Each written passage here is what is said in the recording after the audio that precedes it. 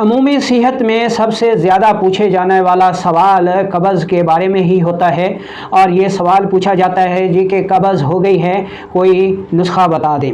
अस्सलामुअलैकुम वरहमतुल्लाहि वबरकातुहू। लाखों करोड़ों दरूद व सलाम हज़रत मोहम्मद मुस्तफ़ा सल्लल्लाहु अलैहि वसल्लम पर, आपकी आल पर और आपके असहाबा पर। मैं हूँ आपका मेज़बान हकीम लियाकत अली खिची और आप देख रहे हैं हमारा यूट्यूब चैनल हकीम लियाकत खिची। और आज का हमारा टॉपिक है जी कब्ज़ की इक़साम और उनको दूर करने के लिए 3 तेज़ तरीन मिजाज के मुताबिक नुस्ख़ाजात। तो अपने टॉपिक की तरफ बढ़ने से पहले आपसे गुजारिश है कि अगर आपने हमारा ये चैनल सब्सक्राइब नहीं किया तो जल्दी से इसे सब्सक्राइब कर लें और साथ लगे घंटी के बटन को भी दबा दें ताकि तिब सेहत के मौजू पर हर नई आने वाली वीडियो आपको सबसे पहले मिलती रहे। तो दोस्तों, सबसे पहले हम कब्ज़ की तारीफ़ कर लेते हैं कि कब्ज़ यानी कॉन्स्टिपेशन है क्या। दोस्तों, 24 से 48 घंटों के दरमियान अगर एक सेहतमंद शख्स को, मर्द को, औरत को, बच्चे को वॉशरूम नहीं आता, स्टूल पास नहीं होता, तो ऐसी हालत को कब्ज़ कहा जाता है। दोस्तों, हम जो भी ग़िज़ा खाते हैं ये हज़म के तमाम मराहिल से गुज़रने के बाद जब हमारे आज़ा की ग़िज़ा बन जाती है तो इस ग़िज़ा के प्रोसेस के बाद जो फासिद मादे बनते हैं, जो वेस्ट प्रोडक्ट बनता है, उसका जिस्म से ख़ारिज होना इंतहाई ज़रूरी होता है। तो हमारी ग़िज़ा के जो ठोस फासिद मादे हमारे जिस्म से ख़ारिज होते हैं, अगर ये हमारे जिस्म से अखराज ना पाएँ तो ऐसी सूरत को कब्ज़ कहा जाता है। दोस्तों, कब्ज़ को बहुत सारे लोग अहमियत नहीं देते, यहाँ तक कि बहुत बड़े बड़े डॉक्टर और सर्जन हजरात भी कब्ज़ को ज़्यादा अहमियत नहीं देते, जो कि उनकी एक बहुत बड़ी गलत फहमी है और गलती है। और बड़े बड़े अमराज में बाज़ औक़ात तो अगर सिर्फ़ मरीज़ की कब्ज़ दूर कर दी जाए तो वो सेहत याब होने लगता है। कब्ज़ की ख़राबी और अमराज में इसकी शिद्दत का अंदाज़ा इस बात से लगा लें कि अगर हमारे सामने कोई बच्चा टट्टी कर दे या बुराज या स्टूल पड़ा हुआ हो तो उस जगह हम बैठ नहीं सकते और एक लम्हे के लिए ये फ़र्ज़ करें कि यही बुराज, यही स्टूल हम अपने पेट में उठाकर फिरते हों तो एक लम्हे के लिए जायज़ा लें कि उसे क्या होगा कि एक ऐसी चीज़ जो कि हमारी ग़िज़ा के हज़म के बाद बतौर फुजला खारिज होनी चाहिए थी, नहीं हो रही, जिस्म में रुक गई है। और जब नई खुराक आएगी तो अंदर रुका हुआ स्टूल, पखाना उसके साथ क्या करेगा? वो तो उसको तबाह बर्बाद कर देगा उस ग़िज़ा को। और जब वो ग़िज़ा ख़राब हो जाएगी तो वही ग़िज़ा ही हमारे आज़ा का हिस्सा बनेगी, तो फिर सेहत नहीं रहेगी, अमराज ही पैदा होंगे। ठीक है जी। बहुत सारे लोग कब्ज़ को दूर करने के लिए जो चीज़ें इस्तेमाल करते हैं वही चीज़ें ही उनके लिए तबाही और बर्बादी का सबब बन जाती हैं। मिसाल के तौर पर कब्ज़ में ये कहा जाता है जी कि पानी को ज़्यादा इस्तेमाल करें, पानी को ज़्यादा इस्तेमाल करें जी, आंतें तेज़ होंगी और कब्ज़ दूर होगी। और यही वो लम्हा है जो मरीज़ का बेड़ा गर्क कर देता है, उसकी सेहत का सत्यानाश कर देता है। इसी तरह दूसरी चीज़ के बारे में कहा जाता है जी, और जी कब्ज़ हो गई तो सब गोल का छिलका इस्तेमाल करो। इसब गोल का छिलका अगर मिजाज के मुताबिक नहीं है तो ये कब्ज़ को क्या दूर करेगा? ये आपकी सेहत का कबाड़ा कर देगा, तबाह बर्बाद कर देगा आपकी सेहत को। इसलिए हमेशा ये समझकर कि कब्ज़ कितनी किस्म की है और उसका जो है वो हल क्या है, ये हमें सोचना चाहिए। अब हम ये देखते हैं कि कब्ज़ से क्या पेचीदगियाँ पैदा होती हैं। दोस्तों, कब्ज़ निज़ाम के ख़राबियाँ पैदा करती है। ये कब्ज़ ही हर मर्ज़ को जन्म देती है। ये कब्ज़ ही गुर्दों को तबाह करती है। ये कब्ज़ ही आंतों का बेड़ा गर्क करती है। ये कब्ज़ ही दिमागी अमराज पैदा करती है। ये कब्ज़ ही नज़ला ज़ुकाम वगैरह पैदा करती है। तो यहाँ तक कि ये कब्ज़ ही कैंसर का मूजब भी बन सकती है, जो कि कब्ज़ की पेचीदगियों को ज़ाहिर करता है। तो अब हम चलते हैं कि कब्ज़ की इक़साम कितनी है। दोस्तों, हमारी ग़िज़ा 3 मादों पर मुश्तमिल है: बलगमी मादे, सौदावी मादे और सफ़रावी मादे। अब इन ग़िज़ाई मादों के फासिद मादे अगर हमारे जिस्म में रुक जाएं तो कब्ज़ हो जाती है। इसलिए कब्ज़ भी 3 ही इक़साम की होती है। तो सबसे पहले हम इसकी पैथोलॉजी का जायज़ा ले लेते हैं कि जब हमारी आंतों की हरकत सुस्त हो जाती हैं, तो कब्ज़ हो जाती है, क्योंकि आंतें अगर मुतहरिक रहें तो कब्ज़ नहीं होती। कब्ज़ को समझने के लिए और आंतों की हरकत को समझने के लिए आप साहिल समंदर का नज़ारा करें, उसमें आपने देखा होगा कि लहरें इस तरह उठती हैं। तो बिल्कुल इसी तरह ही हमारी जो आंतें हैं उनकी हरकत होती है और फुजला जो है वो आगे बढ़ता है और खारिज हो जाता है। यहाँ आपको नज़र आ रहा होगा कि आंतों की इन हरकत की वजह से ही फासिद मादे रेक्टम के ज़रिए हमारे जिस्म से बाहर अखराज पा जाते हैं। तो अब हम जायज़ा लेते हैं सबसे पहले बलगमी कब्ज़ का।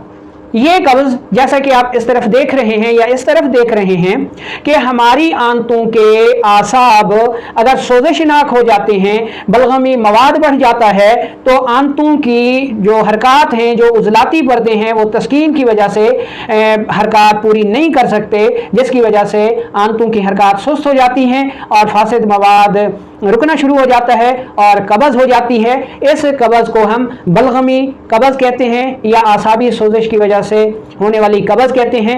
ये हकीकी कब्ज़ नहीं है। ठीक है जी। अच्छा, अब इसकी अलामात सुन लें कि पेशाब मरीज़ को ज़्यादा आता है, रंगत में सफ़ेदी माइल और मिकदार में ज़्यादा आया करता है। ठीक है, बलगमी मोटापा होता है, सुस्ती होती है, ये इस बलगमी कब्ज़ की अलामात हैं। ठीक है जी।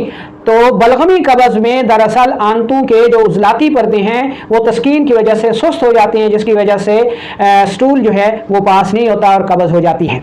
अब ऐसी सूरत में अगर मरीज़ पानी पिएगा या इसबगोल का छिलका इस्तेमाल करेगा तो उसकी सेहत का कबाड़ा हो जाएगा और कब्ज़ पहले से ही शदीद हो जाएगी। तो ऐसी सूरत में ना आपने पानी ज़्यादा इस्तेमाल करना है और ना ही इसबगोल का छिलका इस्तेमाल करना है, ना ही दूध पीना है। ठीक है, सारी बलगमी ग़िज़ाएं बंद कर दें, चावल बंद कर दें। अब इसमें आपने करना क्या है, इसमें आपने प्रोटीन वाली ग़िज़ाएं इस्तेमाल करनी है, बलगमी ग़िज़ाएं बंद कर देनी है और दवा के तौर पर आपने सिर्फ मुरब्बा आमला ले लेना है और 2 मुरब्बा यानी आमले के 2 टुकड़े आपने सुबह निहार मुँह खाने हैं।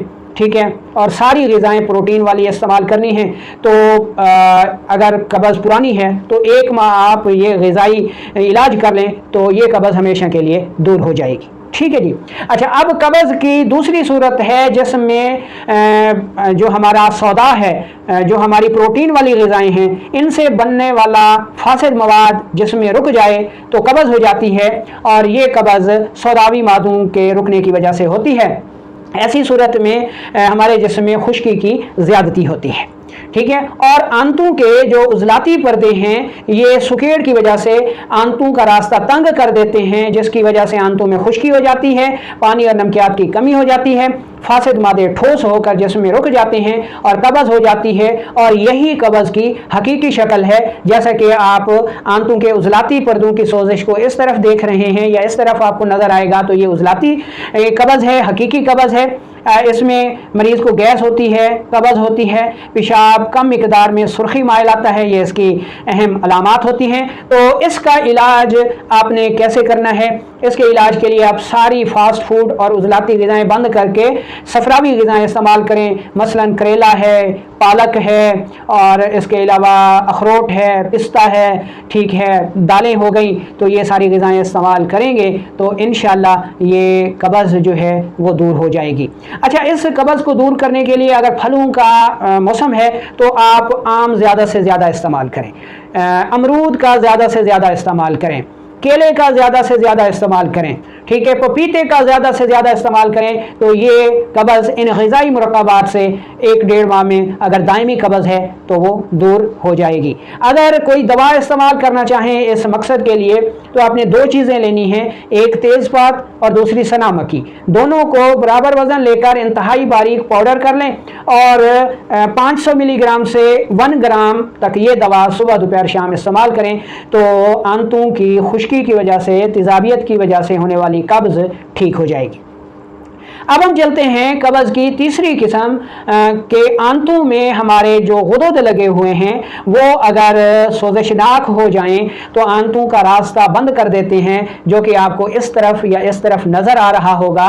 तो जब आंतों के गुदद की सोजिश हो जाती है तो उनका फासिद मादा अखराज नहीं पा सकता, जिसकी वजह से कब्ज़ हो जाती है। ये कब्ज़ जिगर व गुदद की सोजिश की वजह से होती है और इसकी अहम अलामात में पेशाब सुर्खी माइल आता है, जर्दी माइल आता है, कतरा कतरा आता है, जलन के साथ आता है और स्टूल जो है वो पूरा पास नहीं होता, बहुत थोड़ा स्टूल आता है। पेचिशनुमा के मरीज़ को वाशरूम बार बार जाना पड़ता है लेकिन फरागत नहीं होती, वाशरूम जो है वो खुल के नहीं आता, तो ये कब्ज़ गुदी कब्ज़ कहलाती है जो कि जिगर व गुदद की सोजिश की वजह से पैदा हुआ करती है। तो इस कब्ज़ का इलाज हम कैसे करेंगे? सबसे पहले तो हम हर किस्म की गर्म ग़िज़ाओं को बंद कर देंगे और उसकी जगह हम हर किस्म की आसाबी और बलगमी ग़िज़ाएँ इस्तेमाल करेंगे। तो ऐसी सूरत में जो कि गर्मी की वजह से कब्ज़ हो, जिगर व गुदद की सोजिश की वजह से कब्ज़ हो, ऐसी सूरत में आप इसबगोल का छिलका इस्तेमाल कर सकते हैं जो कि आपके लिए त्रियाक साबित होगा। ठीक है, बाकी दो किस्मों में अगर आप इसबगोल का छिलका इस्तेमाल करेंगे तो ये आपके लिए मसाइल पैदा कर देगा। ठीक है, इसके लिए जो दूसरा नुस्खा है ये कहवा बेहद मुफीद साबित होता है और कब्ज़ को बहुत जल्द दूर कर देता है। इसमें टिक्की अमलताज़ आपने 3 अदद लेनी है, सना मक्खी 2 ग्राम लेनी है, गुल सुर्ख 3 ग्राम लेना है, पानी 2 कप लेना है और इसको इन चीज़ों को इतना उबालना है कि पानी 1 कप रह जाए तो ये पी लें। ये एक वक्त की खुराक है। ऐसी ये खुराक आप सुबह भी लें, दोपहर को भी लें, शाम को भी लें, 5 से 10 दिन इस्तेमाल करेंगे तो ऐसी कब्ज़ दूर हो जाएगी इंशाल्लाह। जो शुगर के मरीज़ हैं वो इसमें मीठा ना डालें, बाकी लोग जो है वो इस कहवे को मीठा कर सकते हैं। इस कब्ज़ में एक और चीज़ जो कि बहुत ज़्यादा मुफीद साबित होती है वो है जनाब गुलकंद। 2 चम्मच गुलकंद 1 पाव दूध में आप अच्छी तरह उबाल कर पी लें तो तब भी ये कब्ज़ दूर हो जाती है। अर्क गुलाब का इस्तेमाल करें तो तब भी ये कब्ज़ जो है वो दूर हो जाया करती है। तो दोस्तों, आपको पता लग गया होगा कि कब्ज़ कितना ख़तरनाक मर्ज़ है। ठीक है, इसीलिए तिब में इसे उम्मुल अमराज़ यानी अमराज़ की माँ भी कहा जाता है। ठीक है, लेकिन ये किसी एक किस्म में नहीं होती। इसको समझना आपके लिए बहुत ज़रूरी है ताकि आप अच्छी तरह इलाज कर